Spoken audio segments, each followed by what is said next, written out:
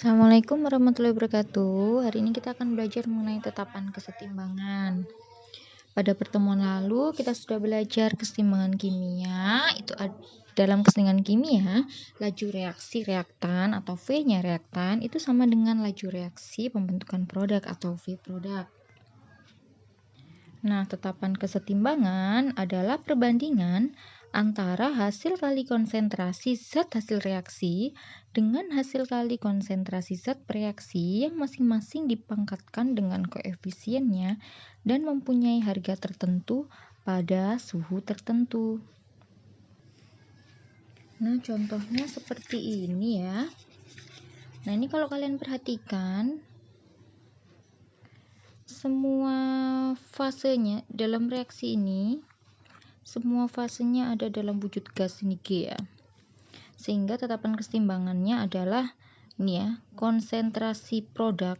Ini ya, produknya adalah SO3 dipangkatkan dengan koefisiennya, ini koefisiennya 2, dibagi dengan konsentrasi reaktan yang dipangkatkan koefisiennya masing-masing.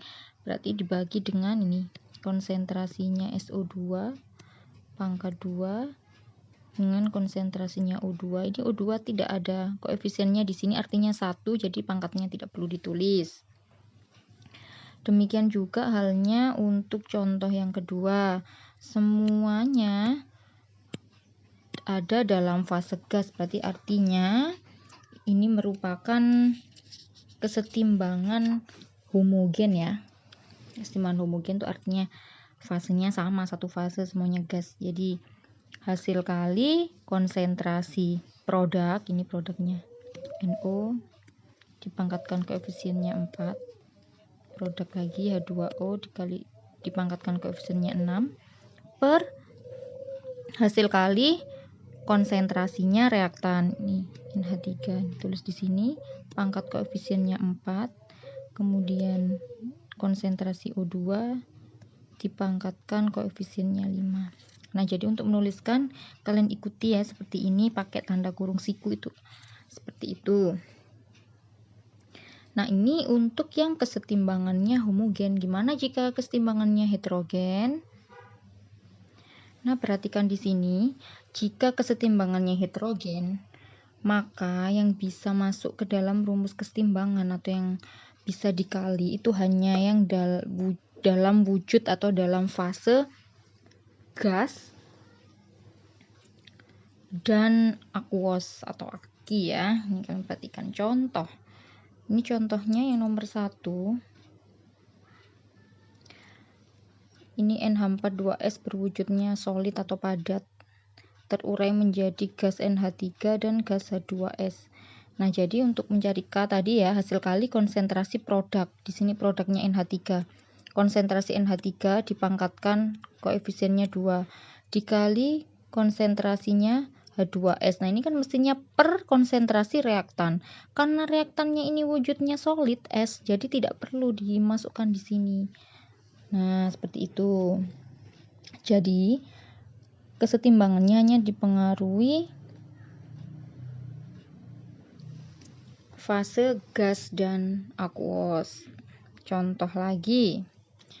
Yang nomor 2. Di nomor 2 ini ya. Ini reaksinya. Nah, diperhatikan di sini ada solid, wujudnya ada gas, ada gas, ada gas.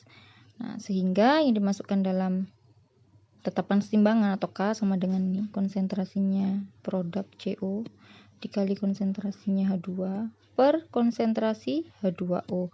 Untuk C tidak ikut karena wujudnya solid. Sekarang jika wujudnya aquos, ini kita ke reaksi nomor 4. Ini contohnya. Maka untuk mencari K berarti lihat produknya di sini NH4+, berarti konsentrasi NH4+ dikali konsentrasi OH- ini per konsentrasi NH3. Untuk H2O tidak perlu karena dia wujudnya L atau liquid. Nah, seperti itu. Nah, tetapan kesetimbangan nanti ada 2. Yang pertama, tetapan kesetimbangan yang dinyatakan sebagai konsentrasi molar atau Kc, dan satunya nanti adalah tetapan kesetimbangan dinyatakan sebagai tekanan parsial atau Kp. Kita belajar dulu yang Kc ya. Nah, sebetulnya untuk mencari K konsepnya sama seperti tadi, cuma untuk Kc dia pakai konsentrasi. Nah, seperti ini sama ya, seperti yang saya jelaskan tadi, cuma ditambah C. Ini contoh soalnya.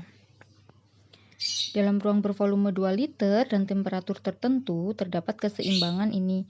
Ada reaksinya. Setelah pembekuan kesetimbangan, ternyata terdapat 0,4 mol A, 0,2 mol B, 0,3 mol C, dan 0,4 mol D.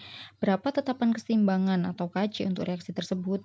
Nah, untuk K tadi kan kita perlu konsentrasi ya, sedangkan yang diketahui ini adalah mol. Jadi, kalian perlu mencari konsentrasinya dulu. Konsentrasi A, konsentrasi B, konsentrasi C, maupun konsentrasi D. Ini caranya. Nah, konsentrasi A itu caranya mencari adalah mol dibagi dengan volume. Ini kalau kalian perhatikan, ini molnya, volumenya 2 liter, 0,4 per 2 sama dengan 0,2 untuk konsentrasi A. Dengan cara yang sama, kalian cari konsentrasi B. Nah, konsentrasi B ini caranya dari ini, 0,2 mol B dibagi dengan 2 liter. Ini hasilnya 0,1. Kemudian konsentrasi C, berarti yang C ini 0,3 mol C dibagi 2 liter, hasilnya 0,15. Untuk konsentrasi D, berarti 0,4 mol D dibagi 2 liter, hasilnya 0,2 mol per liter. Kalau sudah ketemu semua konsentrasinya, barulah kalian masukkan ke rumus Kc.